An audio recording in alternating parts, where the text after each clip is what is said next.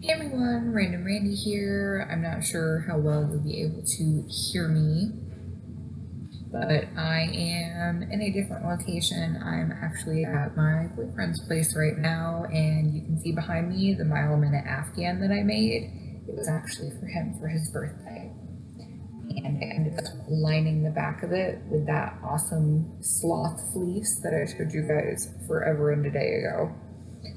So this is just going to be a little crochet and chat, I guess. What's today? It's the 15th of November. Life is absolutely bat guano crazy right now. And I just got an order for a forest fairy hood, which is my own design. And of course, the order for it in my Etsy shop is for the one of them that I sold at the craft fair that I had last weekend, 2 weekends ago. I don't even know anymore. Everything just kind of runs together at this point. But the craft fair, since I'm kind of just on the subject of that, was a bit of a bust, which was really honestly pretty disappointing. There was a lot of foot traffic, not a lot of people looking for handmade items, and to be perfectly honest, I really didn't have the type of stock I wanted to have.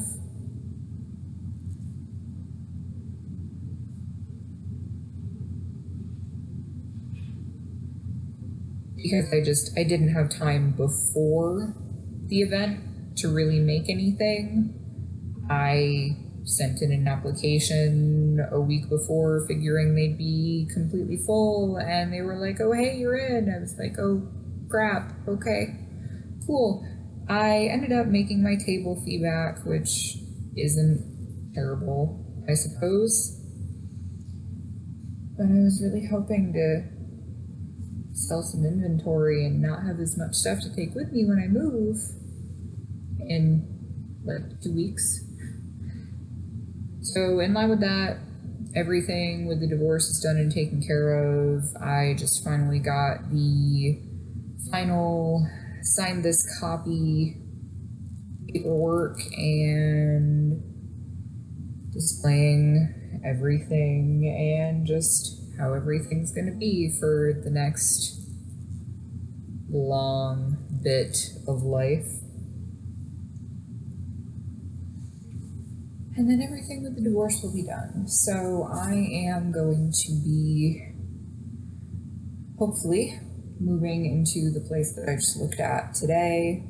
I have had a hell of a time finding legitimate places. I've run into an ungodly number of housing scams.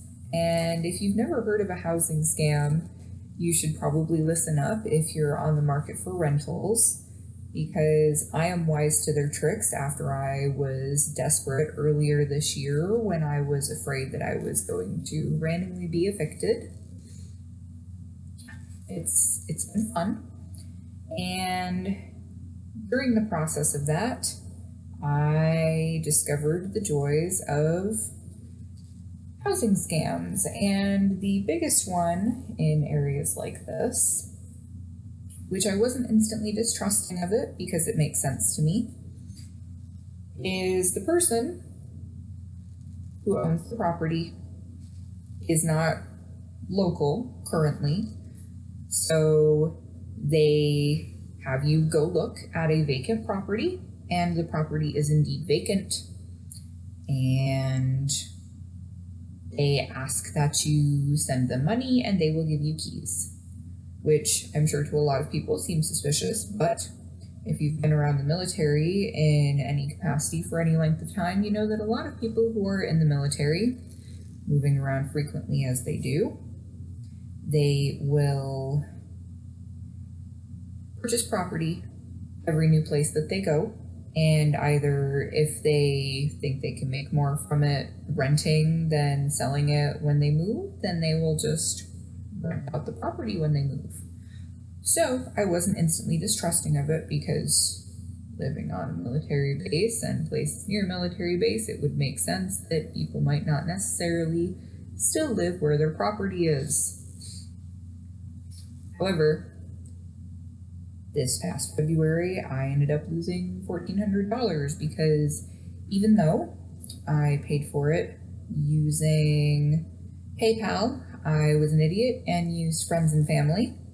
And after arguing with PayPal about it, luckily some of it I did get back, but I lost $900 of the $1,400. So I only ended up getting $500 of it back, and that's because I had paid for part of it with my credit card. So my credit card gave me the money back, but PayPal did not. So if you're ever questioning if the thing that you're dealing with is legitimate or not, if you tell somebody that you want to pay through PayPal and you won't use friends and family, if they are very stubborn and against it and refuse to go through any legitimate channels, where if they screw you and take your money and don't deliver what they promised to, there's no way for you to get your money back from it, don't trust them. So, all of that long-winded puffery to say that this time around I have noticed their formula and have run across at least 7, if not 8 of them in the past 2 weeks that I have been looking for a place to move into. So, needless to say, I am a little bit aggravated and beyond annoyed with the fact that they do this and can get away with it. Yeah, no fun at all.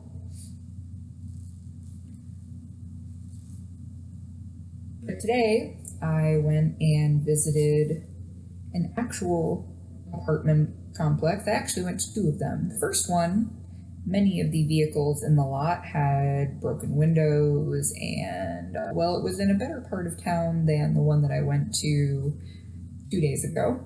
It was not in the best part of town, and the girl in the registration office was particularly rude, and their listing was highly falsified compared to the things that they showed me on the paper when I got there. And I don't meet their income requirements, because at current, the only verifiable income I will have is child support and alimony, which is not a whole heck of a lot of money. And most places here say that you need to make not just double, but 3 times the rent. The average rent in this area of Washington is between $1,200 and $1,500 a month, and that's not including utilities, that's not including your internet, and in some cases there are also excessive pet fees and pet deposits that you have to pay. So you're looking at anywhere between $1,500 and $2,000 after all of those fees. And if I were making, we'll go with $1,500 for the ballpark for your income. If I were making, or rather for the rent, not the income, if I was making $4,500 a month, which is 3 times that $1,500, right? Okay, I'm not the best with math, but just follow me here. 1,500 plus 1,500 plus 1,500 is 45. Okay, cool. If I was making that much a month, I would not be renting, I would go buy a house. And so many places are like, oh, well, if you're not making that much, then how will you survive? Because I know how to budget, that's how. And I won't even be making double what the rent is on this place. But I do have decent credit, and I have really good credit patterns, even though my credit score is a little bit meh right now, because due to lack of funds, I had 2 of my credit card payments that were a month late. Now they are paid up to current, but, the damage of them being late has already occurred. So it's going to take time to get that number to bump back up, but it will.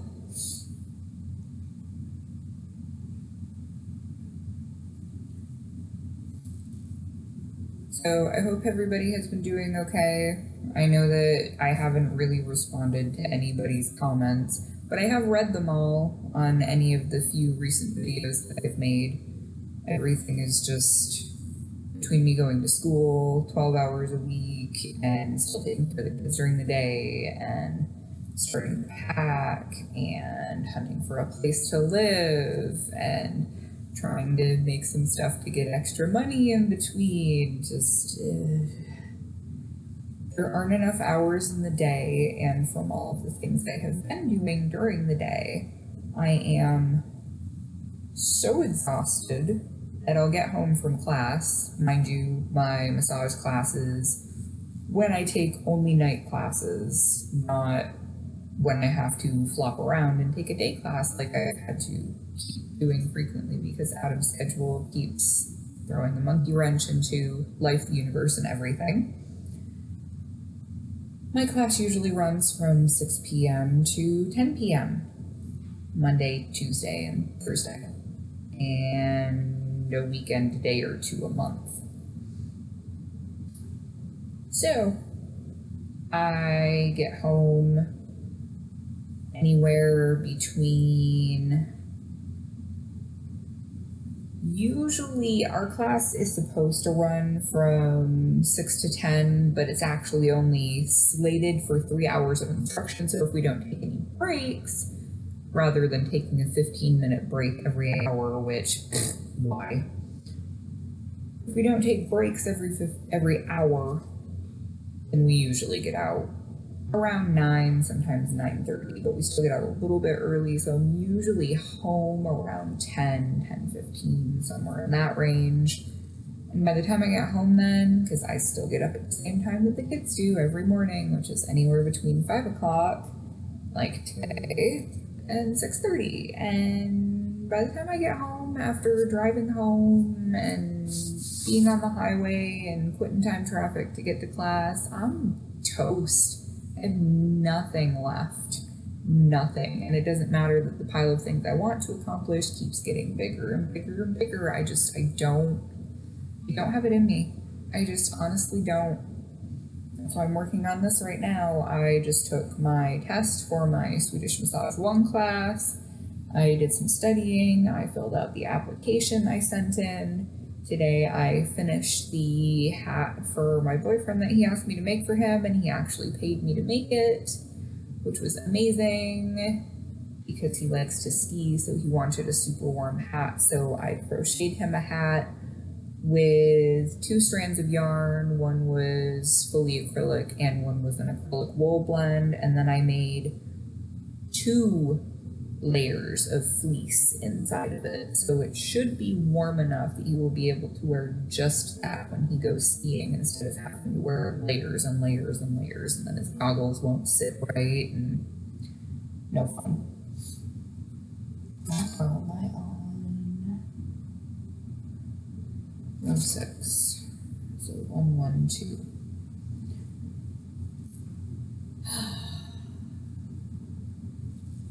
So yeah, life has been insane. And the boys are gonna get flip-flopped back and forth between Adam and I quite a bit until I have graduated next year, which is gonna be really rough for them. But the way that we set it up, it's actually going to work out the best for my class schedule until then. And then in the fall, we should be back to homeschooling, and I will have them more during the week, and he will have them more frequently on weekends, so that I'll be able to work on weekends. And if I plan to be setting up a vendor booth at track events, then that is, weekends is where it's going to be at for making them dollars.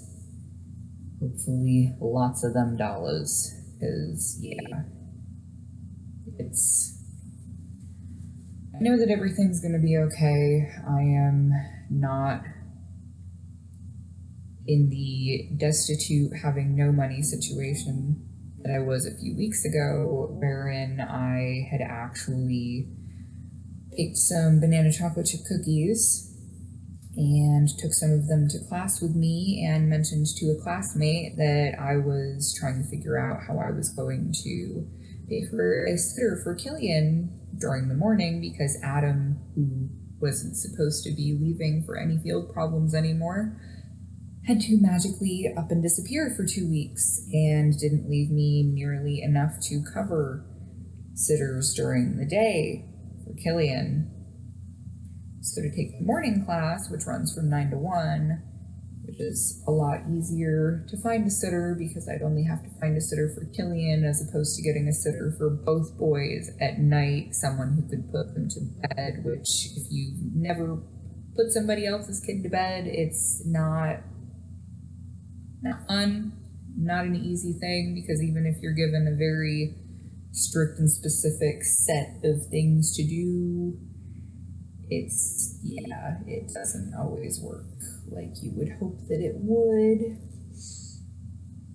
But anyway, I had mentioned to him that I was trying to figure out how I was going to pay somebody to watch Killian, because all I had was $10. That's literally all I had to my name. $10.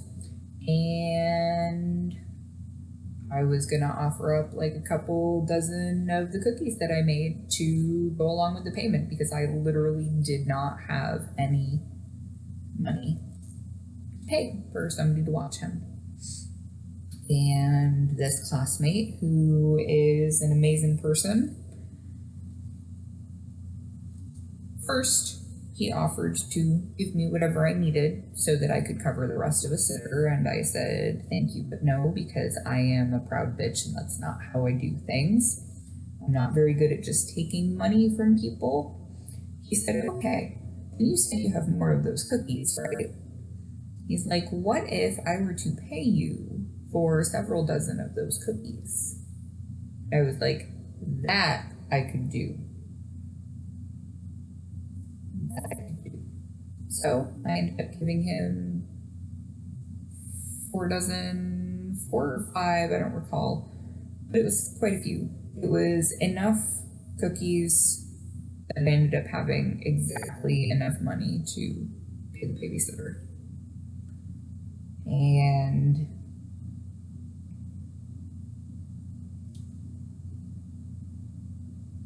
it gives me more hope for humanity than I have had in quite some time, because you don't usually see people who go out of their way to help people anymore, or at least I don't see them very often. It seems more like people are always concerned with me, what do I get out of it? And it was what I needed. I will say that as rough as this past year has been in a lot of ways with all of this divorce nonsense, it has restored at least a shred of my faith in people as a whole, because a lot of people who didn't have to do, to be quite frank and honest, shit for me,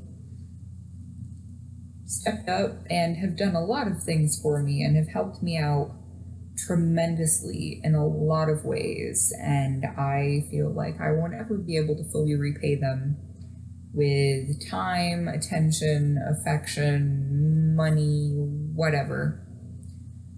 But I don't think that's the point. You know, I'm starting to realize that maybe sometimes, no matter how strong you are and how proud you are, you have to admit that you need help. And if somebody offers to help you when you need help, it doesn't make you a bad person for accepting it. It also doesn't necessarily mean you owe that person something. You have to kind of gauge the people who are offering to help you and what they're offering in exchange in the whole thing. Because don't get me wrong, some people will offer to help you with horrible crap, ulterior motives, and no good intentions involved in anything. But most people see that you're hurting or need a hand, and are more than happy to offer it because they know that you will pass it on to somebody else who needs it when you have the opportunity to do so. And that is something that I wish there was more of in this world. And I see a lot of it in our crochet and knitting community, and that makes me happy. So I have just been rambling for about 20 minutes now, so I think I am going to call this video good, and I hope if you stuck around listening to me just flap my gums for 20 minutes that you'll drop a like, share the channel around to your friends if you want to, if you think they'll enjoy the content. I do have some free video tutorials. I also have a Patreon, which has been horribly neglected with all of this crap, so I really hope that my patrons don't start dropping like flies, but hopefully after December, everything will get to start fresh and new in January, because I should be all settled in and moved in, and everything will be good, because I could really use a win right now. It has been a rough week. And hormonal fluctuations don't help either. And we'll just leave that at that. So thank you so much everybody for watching, and I hope you're all as well as you can possibly be. Take care of yourselves and each other. Remember, it doesn't cost anything to be kind to somebody. Take care, guys. Bye.